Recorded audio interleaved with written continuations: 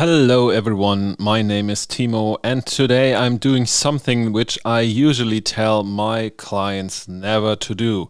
We don't talk about tools, at least not in the beginning, but today we do it.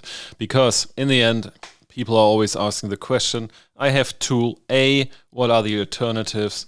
Maybe it's better to live with tool B, maybe it's better to, I don't know, stop at all or whatever. So I'm trying to do this now, and this is a very opinionated video. So it's my opinion about the different kind of tools, how I think they compare to each other. You can see this totally different. If you're the vendor, of course, you see it maybe totally different, but this is like based on my experience with working all these different kind of tools. There is no best tool at all. Every tool has their perfect use case, works really well, and in the end, it comes down to some kind of preferences. And these preferences can be totally different, and that is totally okay. The purpose of this one here is like to give you a little bit of an idea how they are a little bit different to each other, the tools that we compare here. And so what we do is like, on the one hand, so this is today about Mixpanel, so assume you use Mixpanel, and we put it against other tools around the space. And I explain what makes them different, what makes them close, and for what kind of reason or use case you might choose a different one. So let's go into it. Mixpanel versus everyone. You might not be happy with Mixpanel, and this makes, I think, everyone really sad, and especially Mixpanel makes it really sad, and I would really love to learn why. So if you're not happy with Mixpanel, please put it in the comments why you are not happy, and so maybe what's missing, what frustrates you, and I don't know. So I would like to know, because this also tells me something about that I can maybe give you a recommendation to look into. And maybe it's just not because Mixpanel cannot offer this, but maybe just like this feature is not really visible. I can point out where you can get it. So let's assume you're looking for alternatives for Mixpanel. So what's the first one? Of course, Amplitude. Amplitude, this is the epic pair. Both of them, they don't start it out at the same time, but they were close to each other over a long period of time, because both tools started out as mobile analytics tools. And then at some point, and it was not, well, also very close, they renamed their category to product analytics. And so today, both are product analytics tools. And of course, when we look at them, core features, very close. If you look for core product analytics features are for me cohorts and funnels, and drilling down on these on a very deep level, so using different kind of segmentation on top, I don't know, different kind of filters and so on. So in this kind of features, both are really, really close. I know that some people really like the visual appearance of Mixpanel, which I would say is definitely fresher and, I don't know, more appealing, I would say. But when it comes down to creating funnels, analyzing cohorts, and using specific kind of filters, both are pretty close.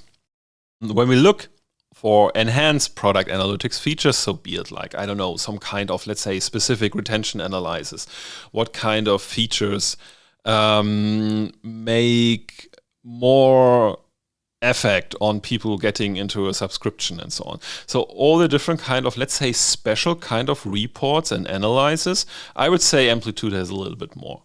So not extensive more, but definitely more than Mixpanel has. And so it's really worth to check out. But most of them, so with Amplitude, you really have to see for some kind of demo videos, because most of these enhanced features are usually part of the paid plan.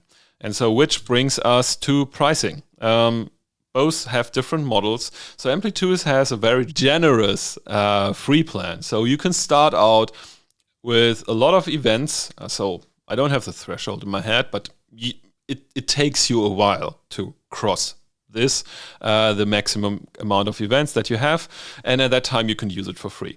Mixpanel also have a free tier, but the free tier, I would say, has more limitation. But on the other hand, the entry into a paid tier is a lot more affordable, especially when you don't really have high volume accounts. And so this might be a reason that, for example, from a pricing perspective, Mixpanel might be interesting because you don't have to invest so much. So if you start with Amplitude on a paid plan, of course, like it's a significant step. Then you get more features. So with Mixpanel, you get for a smaller price most of the features already.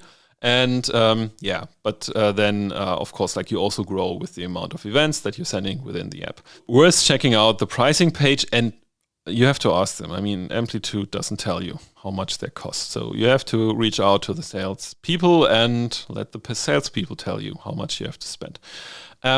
Beyond product analytics, this, I think, is the area where Amplitude definitely have invested more in the last 2 or 3 years. So they really go beyond. I mean, Mixpanel had some of these features before as well, but they sunset them. Maybe to work on them again, I don't know. So if you, for example, look into experimentation, Amplitude has a full, extensive part there, but you have to pay extra for it. So it's not included in the plans. It's like an add-on.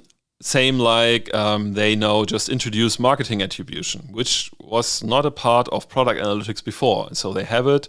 I don't know if it will become an add-on. Maybe. I don't know. I think it's not still fully available for everyone. But if you feel limited in Mixpanel to go beyond product analytics, Amplitude is definitely an alternative. So I would say, summary, Amplitude is an extension to Mixpanel. So core thing, the same if you go beyond.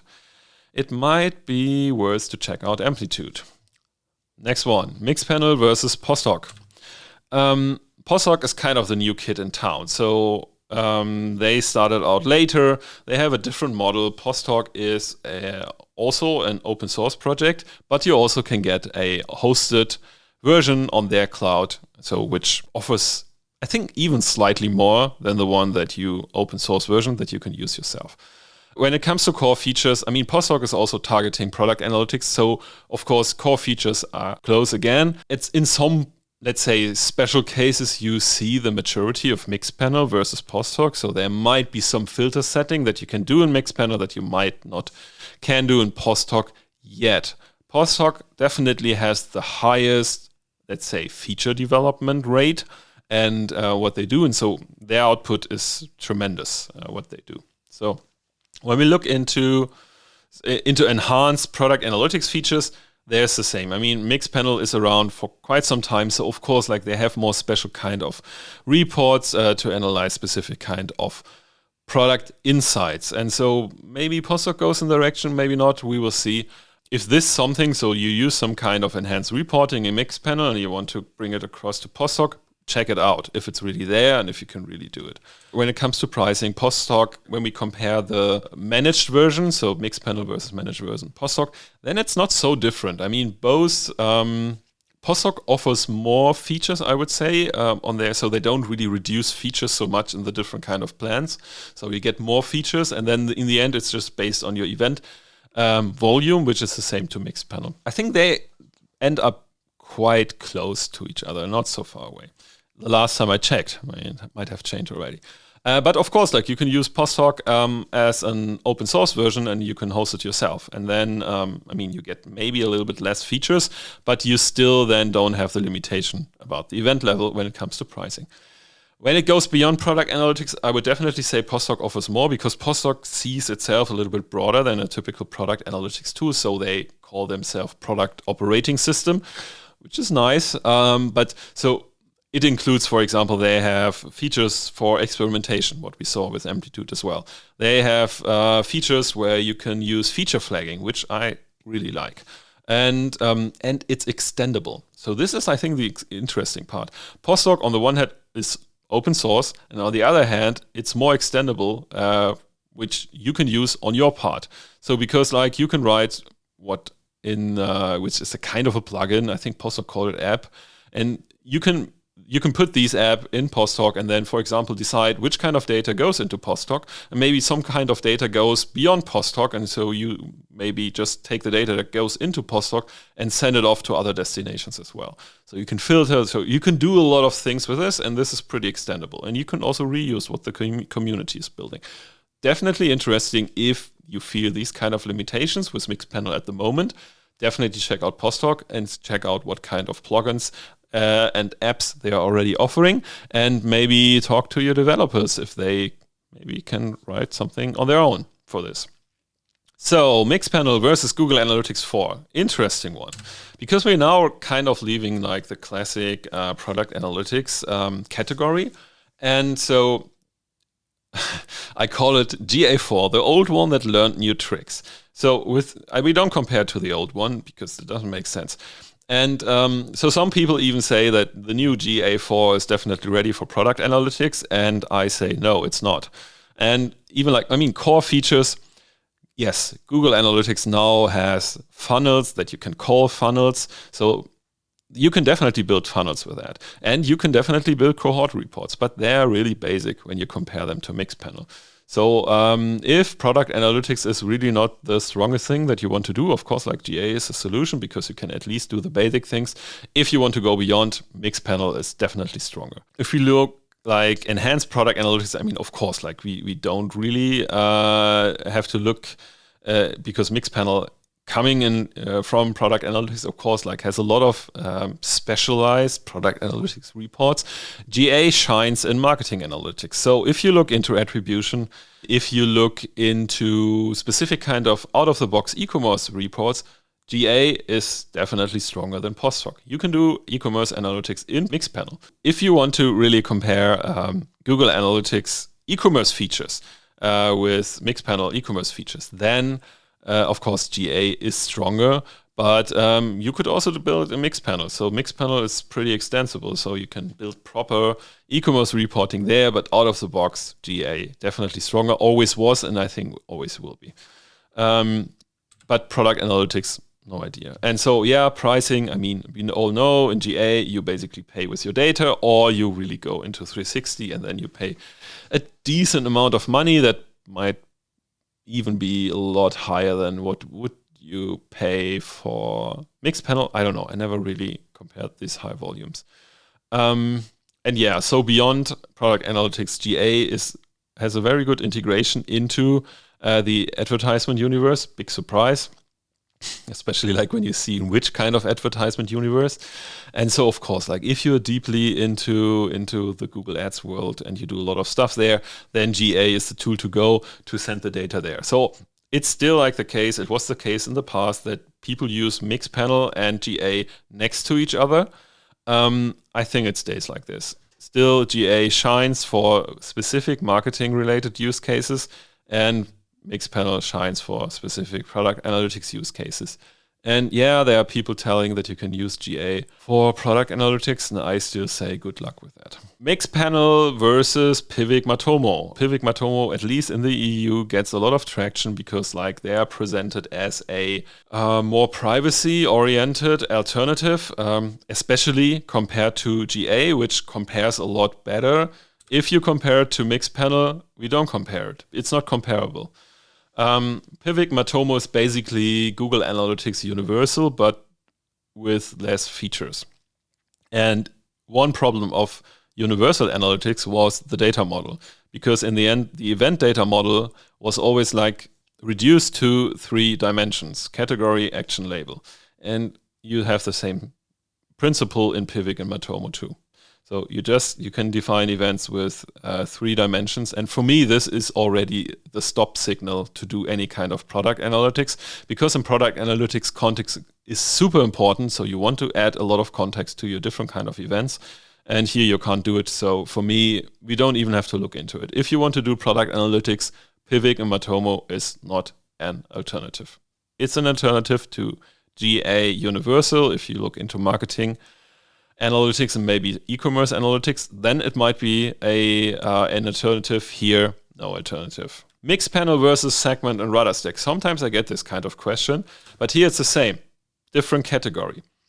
Mixpanel is product analytics, Segment and RudderStack is, yeah, I mean, I think they don't know which kind of category they are. So let's call it, they are for me like a data collection layer. So you basically, Segment and RudderStack, they are like this this one layer where you can send all your different kind of event data from your front ends, from the back ends, from different kind of apps, from any kind of place at all, because like they are built in that way that you can send data from everywhere into it, and then they basically distribute it to different kind of destinations. So it'd be like your data warehouse, it can be Mixpanel, for example, or any kind of thing. So usually like Mixpanel, Segment, or RudderStack is used in combination. So you basically have the data collection layer with Segment or RudderStack, and then you send the data to Mixpanel. So you cannot really compare both because they are really like different kind of categories. Because Mixpanel, of course, has the tracking aspect, and you can use Segment to basically cover this tracking aspect, but then Mixpanel has the data modeling inside, and of course, like the analysis and the dashboarding. And Segment RudderStack, of course, doesn't have any kind of way to analyze data within the tools and to build dashboards on top. So it's different. So can we stop here? Maybe there's one angle which is interesting. I mean, of course, you could use Mixpanel as a segment replacement. It's not where we started here, but you could. I mean, you could use Mixpanel to track all the different kinds of things from everywhere, because Mixpanel can also receive data from basically everywhere. So they're pretty open with that. And then you can just take the Mixpanel data and pipe it, for example, in your data warehouse. If, for example, you use Segment only to send data to Mixpanel and your data warehouse, it could be an option to just get Segment out of the way and just use Mixpanel as a single tool and save some money, because in the end, if you use both, you pay for both. So this could be interesting, but Segment and RudderStack cannot replace Mixpanel. That's it. So I hope this helps you a little bit, because as I said, we wanted to do it quick. We wanted to do it a little bit rough.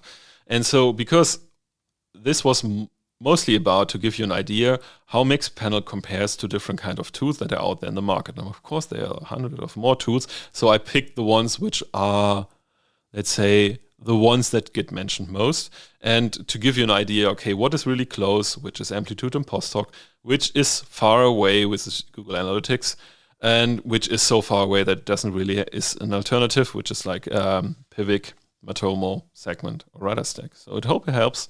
Let me know in the comments if you have any kind of further questions, and then next time we compare a different tool to other tools. So stay tuned, and yes, don't forget, you have to subscribe that you don't miss it. So subscribe to the channel and have a good day.